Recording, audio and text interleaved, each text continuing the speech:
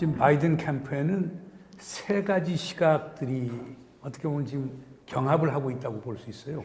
첫 번째 시각이라고 하는 거는 가령 뭐 브루킹스에 있는 정팍 같은 사람들 포함해서 뭐 에반스 리비어 뭐 이런 사람들이 주장하는 건데, 선해체 후보상 강경 방식이죠. 최대한의 압박으로 북한을 제재해 나가고, 그럼 북한이 항복하고 나오든지 아니면은 무너지든지 아니면 핵을 포기하든지, 이런 식의 아주 초강경파 시각이 있어요. 그게 특히 불행하게도 한반도 전문가들이 그런 주장을 하는 사람들이 상당히 많아요. 두 번째 시각은 윌리엄 페리 장관이나 로버트 갈루치 전 차관보 같은 사람들로서 북한하고 협상을 해본 사람들 주장인데, 아니 지금 북한이 지금 핵을 다 가졌다라고 얘기하는데 선제적으로 핵을 폐기하라고 하면 북이 받겠느냐. 그 현실을 인지해서 협상 전략을 짜야 된다. 그러려고 하면 단계적, 동시교환 방식에 의해서 협상을 재개할 수밖에 없다. 그러니까 주고받는 그런 접근을 하자. 그게 이제 북한과 협상을 했던 사람들, 그리고 핵 확산 방지를 주장하는 아주 전문가들이 이 주장을 펴요. 세 번째가 바이든 행정부의 주류를 이루고 있는데, 그게 뭐 토니 블랭큰, 뭐 제이크 설리반, 이번 컷 캠블 포함해서 이 사람들의 주장은 기본적으로 북한을 안정적으로 관리하는 거예요. 안정적으로 관리하려고 하면 처음 필요한 게 디터런스, 억지가 필요하다고 보는 거예요. 두 번째는 조건부예요. 지금 북이 어떻게 나오는가 보자. 북이 어떻게 나오는가 보면서 행동하겠다. 이건 강대강 선대선이에요. 근데 토니 블랭큰, 제이크 설리반, 컷 캠블은 전부 다 2009년 4월 5일 프라하에서의 재앙을 기억하고 있는 사람이에요. 2009년 4월 5일 날 오바마 대통령이 프라하에서 핵무기 없는 세상 연설을 11시 하게끔 돼 있는데, 아침 6시 20분에 북에서 로켓 시험 발사를 해버린 거예요. 그래서 오바마 대통령이 한 패러그래프를 본인이 직접 써서 집어넣었다는 거예요. 그거 플러스 이명박 대통령이 강한 로비에 의해서 결국 대북 강경, 그리고 나중에는 전략적 인내 정책으로 갔는데, 이걸 전부 다 목격했던 친구들이 지금 바이든 행정부의 핵심 요직을 갖고 있어요. 그래서 요 시각, 안정적 관리를 하는데 중요한 거는 디터런스, 억지력을 구축하고, 다른 하나는 동맹과 협의해 나가는 것. 여기에 핵심 포인트가 있어요. 만약 2009년 당시에 이명박 대통령이 북측하고 대화를 원했다면 오바마 대통령이 했을 거예요. 근데 비핵개방 3선에서 북한에 대해서 강경 정책을 폈단 말이에요. 그러니까 오바마 대통령은 이명박 대통령이 또 손 위고 그래서 그걸 또 수락을 했던 거거든요. 그러니까 지금 이 세 가지 경합 시각 중에서 핵심적 세력은 결국 안정적 관리 학파인데, 이것이 우리가 잘 핸들을 못하면은 전략적 인내로 빠져나갈 수 있고, 북에서 아주 인내 자제 없이 가령 소위 자극적 또는 위협적 행동을 하게 되면 상당히 강하게 군사적 행동 불살론까지 나올 거예요.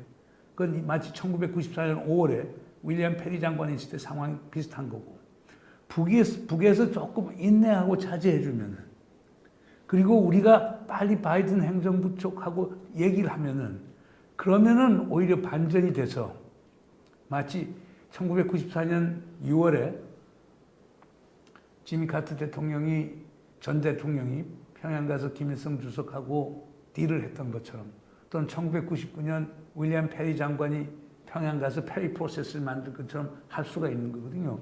그러니까 여기서 중요한 거는 트럼프 대통령은 일방주의였어요.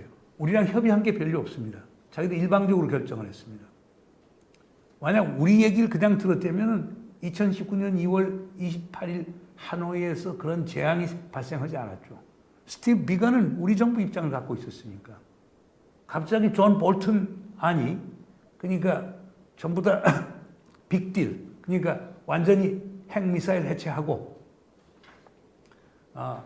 그러면은 우리가 당신들 경제의 밝은 미래를 보장하겠다. 안 받으니까 우리 노딜로 간다.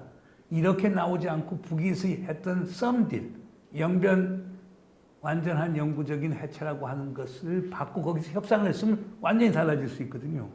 저는 그런 일은 안 생길 것 아니냐. 그러니까 여기서 또 핵심은 이거예요. 북한 핵 문제 때문에 동맹을 미국이 잃고 싶지 않다라고 하는 생각을 하는 사람들이 토니 블랭컨이고 제이크 설리반이에요. 그렇기 때문에 그건 우리에게 크게 이제 유리하게 작용을 하는 거니까 좀 지켜봐야 되는데 뭐 이번에 뭐 정용 실장이 이제 뭐 외교장관이 됐고 또 북한 특히 오바마 행정부하고 오랫동안 딜을 했던 김형진 전 EU 대사가 2차장으로 지금 왔기 때문에 지금 외교 중심축이 왔기 때문에 한번 기대는 걸어볼 만하기 때문에 조금 기다려봐야 겠다. 그러니까 결론적으로 말씀드리면은 세계의 시각이 경합하고 있고 이거의 제일 첫 번째 변수는 북에서 하는 거에 따라서 반응이 달라질 수 있다. 그러나 한국 정부가 큰 영향력을 행사할 수 있다. 그러니까 희망은 있다. 그러나 판이 어그러지면 2017년보다 더 어려운 상황이 올 수도 있다. 이게 제 해석이에요. 일단 첫 번째는 그 바이든 정부의 일종의 아시아 정책하고 이 북핵 문제를 어떻게 분리해낼 것인가 하는 게 첫 번째 과제인 것 같습니다. 최근에 이 아시아 조정관으로 임명된 커트 캠벨의 좀 더 효율적인 방식으로 중국을 어떻게 견제할 것인가와 관련된 뭐 군사 전략이라든가 또는 뭐 다양한 그 분야의 과제들을 제시를 하고 있습니다. 그런데 우리가 대체적으로 보면은 북핵 문제를 해결하기 위해서는 중국의 역할이 굉장히 중요한 것 같고 또 미중 간의 협력이 필요합니다. 그렇기 때문에 미중 패권 경쟁은 지속이 되는데 이 한반도 문제를 해결하기 위해서 미중 간의 협력의 기회들을 어떻게 만들어낼 것인가 하는 것이 우리 외교에서 굉장히 중요한 과제가 되어야 된다 이런 생각이 들고요. 두 번째는 이 바이든 정부의 주요 인사들이 갖고 있는 북핵 협상에 대한 이 기본 입장에 대한 좀 정확한 이해가 필요하지 않을까 하는 생각이 좀 많이 드는데요. 뭐 가장 중요한 사람은 웬디 서먼 부장관이라고 봅니다.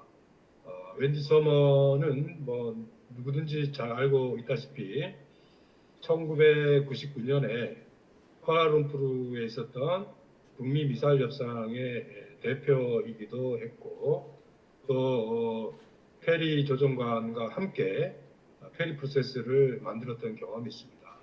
그렇지만 중요한 것은 최근에 웬디 서먼이 보여준 북한의 인식이라고 할 수가 있을 것 같은데요.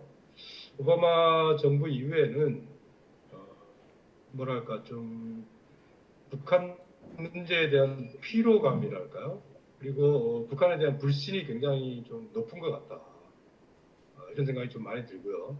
대체적으로 바이든 정부의 주요 인사들도 이란 핵 문제와 비교해 봤을 때 북한 핵 능력의 고도화라는 차원에서 협상이 그만큼 어렵고 복잡하고 시간이 많이 걸릴 것이다 라는 부분들에 대해서는 공통의 인식이 있는 것 같습니다.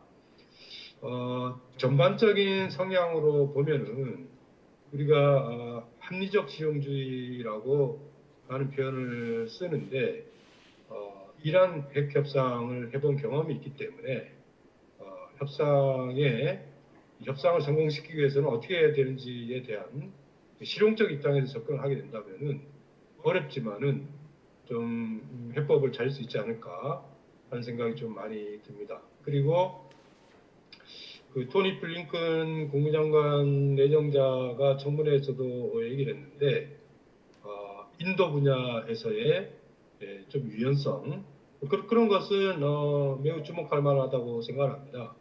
바이든 대통령도 후보 시절에 한국계 시민권자들의 이산가족 상봉을 허용하겠다라고 이미 연합뉴스 기고를 통해서도 발표를 한 바가 있습니다.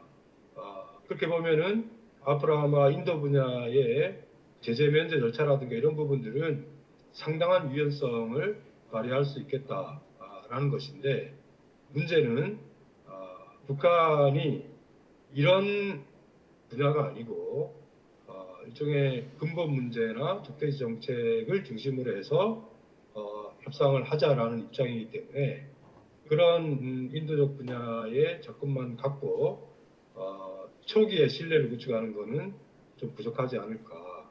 결국 하노이 회담 실패를 잘 분석을 해서 다시 거기서부터 북핵 협상의 가닥을 잡아나가는 것이 중요하지 않을까 그런 생각이 듭니다.